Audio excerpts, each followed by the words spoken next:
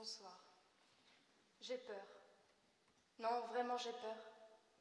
Il y a 900 personnes ce soir, dont 442 femmes, qui plus est âgées de 50 ans.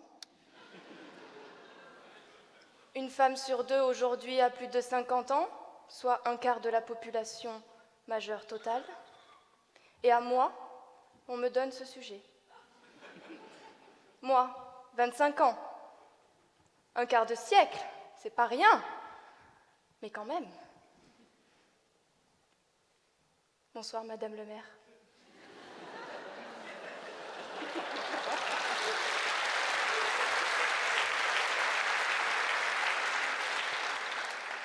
L'enfer des femmes, c'est la vieillesse. On nous parle de la vieillesse, mais qu'est-ce que la vieillesse? Larousse nous dit que c'est le fait d'être âgé, d'avoir atteint un âge avancé. Mais Larousse ne s'arrête pas là. Il nous dit qu'il s'agit de la dernière période d'une vie normale, ponctuée d'un affaiblissement des fonctions physiques et mentales. On est au bord du précipice. Mais est-ce de cette vieillesse-là, cette vieillesse physique dont il s'agit ce soir? Cette vieillesse où l'on vous assène, mesdames, de dernières nouveautés anti-âge, de crème anti-rides, de comment garder la forme avec un vélo d'appartement, de comment garder la libido après la ménopause, de comment booster ses hormones? Vous n'aurez pas échappé au coffret beauté anti-âge pour la fête des mères demain? De comment paraître 20 ans de moins quand on en a 40 de trop?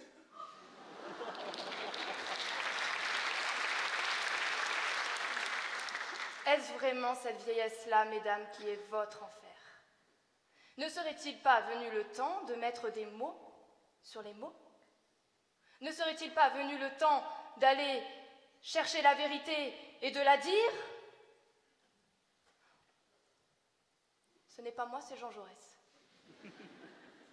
Mais la vieillesse, on ne l'aime pas. On ne l'aime pas.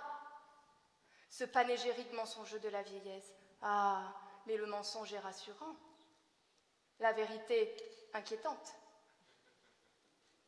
C'est que le mensonge est l'émanation de l'homme, la vérité est l'émanation inhumaine de la nature, disait un célèbre immortel. La vérité ne réside-t-elle pas dans cette vieillesse-là, autre que physique? N'est-il pas question d'une vieillesse de l'esprit, après tout? Mais de l'esprit de qui? L'esprit des autres? Alors j'ai eu la chance, et je dois vous le dire, d'avoir eu le témoignage de Brigitte. Mamie Brigitte. Mamie Brigitte, toi, philosophe et psychologue du dimanche, tu as su m'éclairer sur le sujet. Tu m'as dit: oh, ma petite chérie, tu vieilliras aux côtés d'un homme, tu feras tout pour lui, et puis un jour, parce que trop bonne, trop vieille, tu le verras partir avec une minette. Et là, tu te retrouveras toute seule. Et tu auras beau traverser la rue, l'amour ne t'y attendra pas non plus.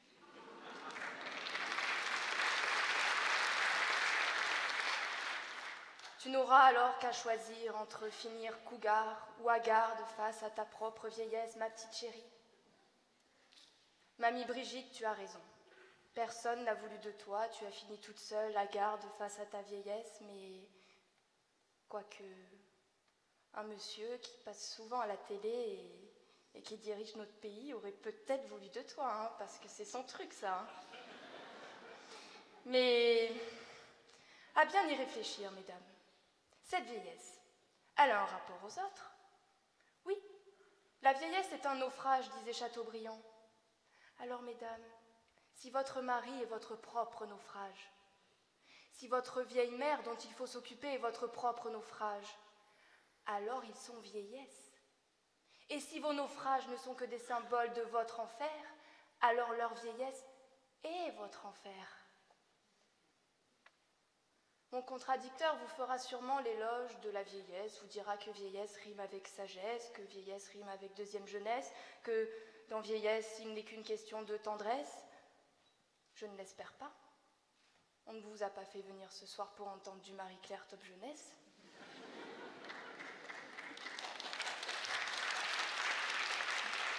Alors aujourd'hui, on se bat pour des causes. On lutte contre les discriminations, on balance quelque chose, on balance quelqu'un, on hashtag MeToo, on hashtag MeToo aussi. Mais parmi ces discriminations, on en oublie une, et pas des moindres. La vieillesse. Oui, il règne autour de la vieillesse un déni. Combien de temps, ça fait combien de temps que les femmes subissent ce regard méprisant passé 50 ans? Parce que tout de même, grâce aux hommes, nous avons appris que passé 50 ans, nous n'étions plus désirables. Que grâce à la société, il est difficile d'être embauché. Et je ne cite personne, que ce soit les actrices, les journalistes, et je ne cite pas tout le monde, mais bon, à 50 ans, on est périmé. Mais réfléchissez, réfléchissons. À qui profite ce regard méprisant sur la vieillesse des femmes? À qui? Au marché de l'esthétique, aux industries pharmaceutiques. Mais l'enfer des femmes, c'est la vieillesse, oui, mais la vieillesse vue par les autres. On ne m'a pas donné comme sujet l'enfer des femmes, c'est leur vieillesse, l'enfer des femmes, c'est de vieillir, l'enfer des femmes, c'est leur propre vieillesse. Non, on m'a donné l'enfer des femmes, c'est la vieillesse, oui, la vieillesse. Vue par qui? Vue par les autres. L'enfer, c'est les autres.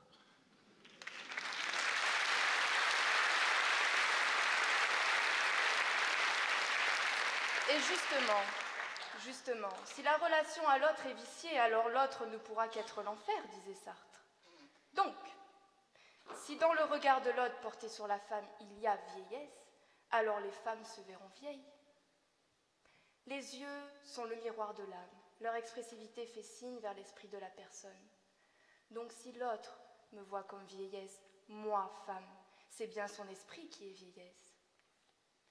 Alors, mesdames, fuyez ces regards qui vous pétrifient dans une identité qui n'est pas la vôtre. Mesdames, votre enfer, c'est la vieillesse, oui, la vieillesse du regard des autres.